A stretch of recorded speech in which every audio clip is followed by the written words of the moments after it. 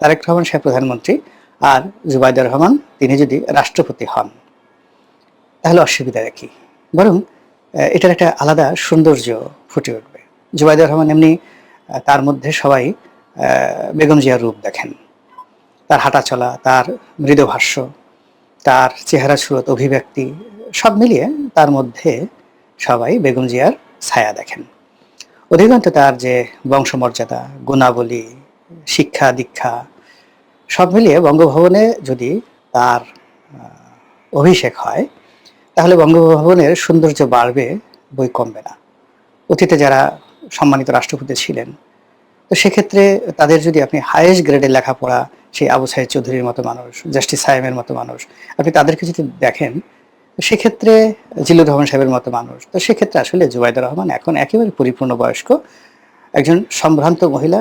এক্ষেত্রে বাংলাদেশে প্রথম নজিরবিহীনভাবে একজন মহিলা প্রধানমন্ত্রী পাওয়া গেল, মুসলিম প্রধানমন্ত্রী পাওয়া গেল।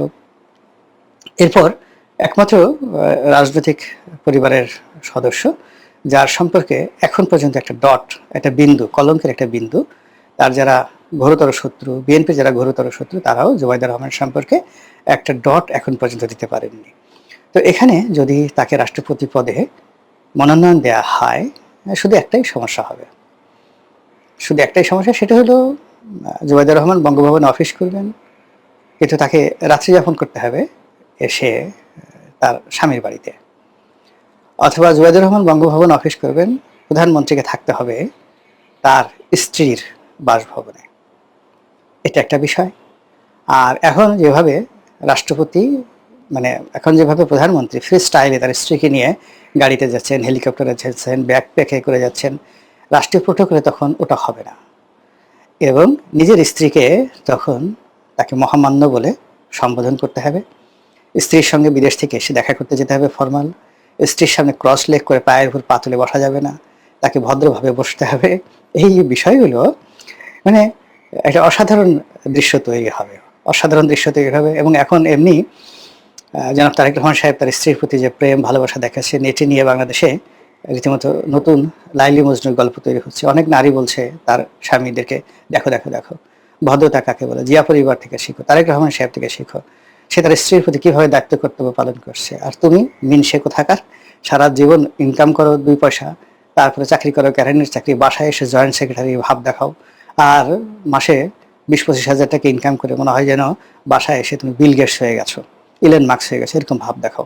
অথচ দেখো তারেক রহমান সাহেব কীভাবে মাথায় ছাতি ধরেন, কীভাবে হাত ধরে তাকে প্লেন থেকে নামান বা অন্য জায়গাতে উঠান, এগুলো কি তোমার চোখে পড়ে না? তো এইরকম ঘটনা যখন ঘটবে, তখন এই যে পুরুষরা এখন যেভাবে নির্যাতিত হচ্ছেন তারেক রহমান সাহেবের কারণে, তারা স্বস্তির নিঃশ্বাস ফেলবেন। যখন জুবাইদুর রহমান রাষ্ট্রপতি হবে, তখন এই পুরুষ জাতির তাদের স্ত্রীদেরকে বলতে পারবে, যাও যাও যাও, ওনার মতন করে একটা পিএইচডি ডিগ্রি নিয়ে আসো, এনে তারপরে এইভাবে রাষ্ট্রপতি হও। তুমি রাষ্ট্রপতি হও, তখন তোমার মাথায় ছাতি তুলে ধরবো, তোমাকে নিয়ে গান গাবো, তারপরে আরও যা কিছু করতে হলো সবই করবো। কিন্তু তুমি যেভাবে থাকো, যেভাবে নিজের মনে করো আল্লাহ তোমাকে যতটুকু চেহারা সুরত দিয়েছে, সেখানে পাউডার টাউডার না মেখে উল্টা কতগুলো কালি মেখে থাকো যেন আমার মেজাজ গরম হয়ে যায়, তো এইভাবে থাকো। আর তুমি চাও যে আমি তোমার সঙ্গে রাষ্ট্রপতির মতো ব্যবহার করি, এই পুরুষ জাতির একটা উপকার হবে। অন্যদিকে নারী জাতির মধ্যেও কিন্তু একটা প্রতিযোগিতা এসে যাবে যে ঠিক আছে, জুবাইদুর রহমান তিনি যদি রাষ্ট্রপতি হতে পারেন তাহলে আমি কেন পারবো না। এখনো পর্যন্ত কিন্তু নারীরা রাষ্ট্রপতি হওয়ার স্বপ্ন দেখতে পারছে না। ফলে নারীদের স্বপ্নের যে জায়গাটা, সেই জায়গাটা একটা নির্দিষ্ট জায়গায় সীমাবদ্ধ হয়ে আছে। এই সীমাবদ্ধতা থেকে জুবাইদুর রহমান, তারেক রহমান ইচ্ছা করলে এদেশের নারী জাতিকে তিনি এগিয়ে দিতে পারেন।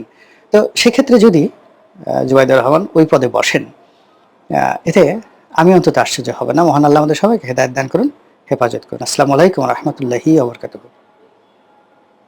নবাগত কিছু তরুণ তারা একটি রাজনৈতিক দল গঠন করেছে, আমরা সেটাকে সাদরে গ্রহণ করেছি। তাদের অনেকে আমাদের সাথে সংসদেও রয়েছে, সৌহার্দ্যপূর্ণ একটি সম্পর্ক রয়েছে।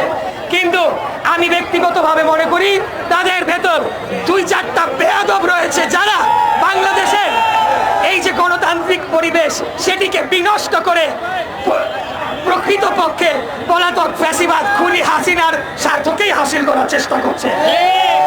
আমরা আজকে সমবেত হয়েছি শুধু এই কথাটি জনগণকে এবং আমাদের বিরুদ্ধে আমাদের প্রাণপ্রিয় নেতা আজকের মাননীয় প্রধানমন্ত্রী দেশনায়ক জনাব তারেক রহমানের বিরুদ্ধে যারা কুৎসিত, অশালীন, অশ্রাব্য এবং রাজনৈতিক শিষ্টাচার বহির্ভূত বক্তব্য দিচ্ছেন, শুধু তাদেরকে এই কথাটি মনে করিয়ে দেওয়ার জন্য হতে পারে আমরা জনগণের ভোটে নির্বাচিত হয়ে সরকার গঠন করেছে, কিন্তু আমরা রাজনীতি ভুলে যাই নাই, আমরা রাজপথের সংগ্রাম ভুলে যাই নাই, আমরা আমাদের আত্মমর্যাদা নিয়ে বাংলাদেশের মাটিতে রাজনীতি করার গণতান্ত্রিক অধিকার আমাদের যেরকম রয়েছে অন্যেরও রয়েছে, সেই কথাটা ভুলে যাই নাই। আমরা আমাদের বাক স্বাধীনতার কথা ভুলে যাই নাই, কিন্তু বাক স্বাধীনতার অজুহাতে আরেকজনের স্বাধীনতাকে হরণ করব, আরেকজনের চরিত্র হরণ করব, আরেকজনের বাক স্বাধীনতা গণতান্ত্রিক অধিকারকে হরণ করব, সেটা আমরা কোনোভাবে হতে দেব না।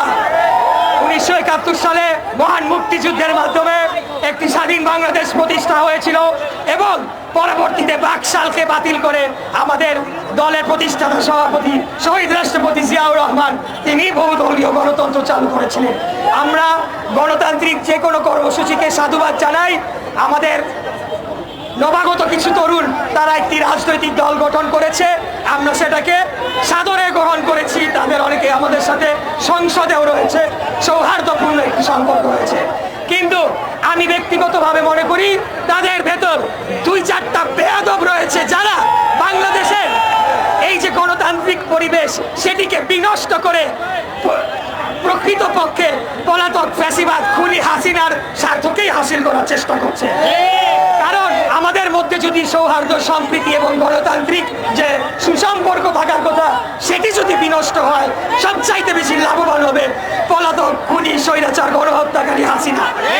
তাই আমি বলবো, অতীতে যারা আওয়ামী লীগের ছায়াতলে ছিলেন, গুপ্তভাবে রাজনীতি করেছেন, আজকে এসে বিপ্লবী হয়ে গিয়েছেন, আপনারা গণতান্ত্রিক ভাষায় কথা বলেন, কোনো ধরনের অরাজনৈতিক এবং অশালীন কুরুচিপূর্ণ মন্তব্য আপনারা যদি আমাদের নেতার বিপক্ষে করেন তাহলে তো অবশ্যই তার প্রতিবাদে আজকে আমরা বিক্ষোভ করেছি। যদি এটা চলমান থাকে আমরা আরো কঠোর কর্মসূচি দিব, প্রয়োজনে আমরা কঠোর থেকে কঠোরতম কর্মসূচি দেওয়ার মাধ্যমে এই বেয়াদবদের পিঠের চামড়া তুলে নেব ইনশাআল্লাহ। আমি আর বক্তব্য দীর্ঘায়িত করবো না, সবাইকে শেষ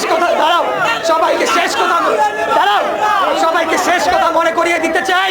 আমাদের প্রধানমন্ত্রী, মাননীয় প্রধানমন্ত্রী একটি কথা আমাদেরকে বলেছিলেন, রাজনীতি ভুলে গেলে চলবে না, সরকারে আছি আজকে কালকে নাই, কিন্তু রাজপথের